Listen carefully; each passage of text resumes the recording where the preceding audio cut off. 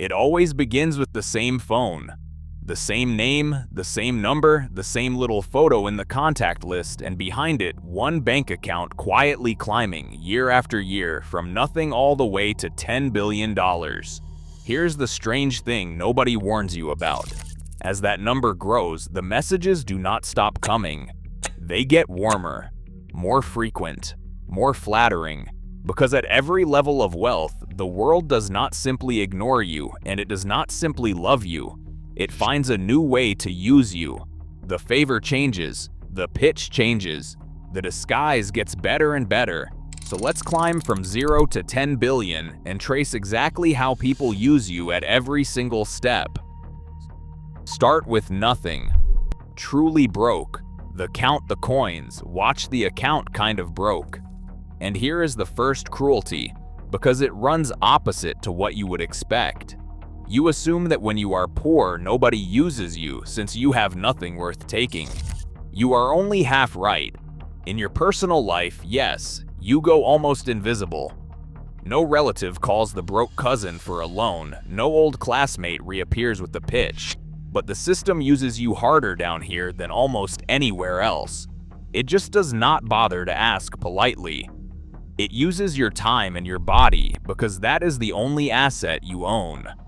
The payday lender hands you a few $100s and quietly attaches an interest rate that, stretched across a year, can climb into the hundreds of %. The app pings you for one more shift.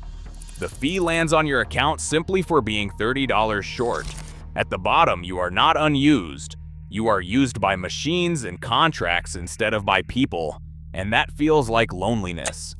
Even though what it really is extraction. Now climb to stable. A steady job, a little put away, the first time the numbers stop frightening you. And right here, the first human asks arrive, and they come wrapped in love. It starts with family. Can you co-sign? Can you help your brother out? Just until he's back on his feet? You've quietly become the responsible one, the safe one, the one who has it together, and that reputation comes with a bill. You are used as a backstop, a guarantor, the free ride to the airport at 5 in the morning, the emergency fund that nobody voted to make you. And none of it feels like being used because it is wearing the faces of people who genuinely love you. That is exactly what makes this level so hard to see clearly. Let's call him Daniel, the first man in his family to be comfortable. Daniel never gets asked for money. He gets asked to be the one who is always, somehow, fine. Keep climbing, past comfortable into visibly successful. The better car, the nicer place, the title in the email signature. And now the ask-as grow up and leave the family. Friends and friends of friends begin to pitch. There is always a business idea. There is always someone who says, I just need a little to get it off the ground. You get folded into something that actually has a name in the startup world, the friends and family round, the stage of building a company where founders raise money from precisely the people who will find it hardest to tell them no. You become a potential investor before you have ever once called yourself one. And people you haven't heard from in years drift back into your messages, warm and nostalgic and genuinely happy to reconnect, until, somewhere around the third message, there it is. The ask. Cross into millionaire, and something shifts in the whole texture of it. People mostly stop asking you for money directly. That is clumsy now, beneath the moment, and instead they start selling you access.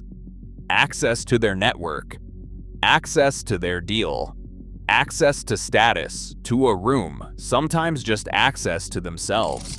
The wealth managers find you because somewhere around $1 million in investable assets, the private banking doors swing open and you turn into a client worth chasing.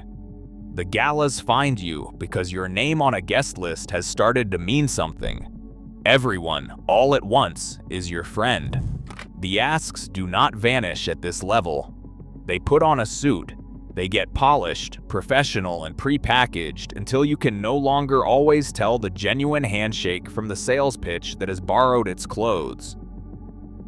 Now you are rich, 8 figures, 9 figures, and you stop being a person that people ask things of.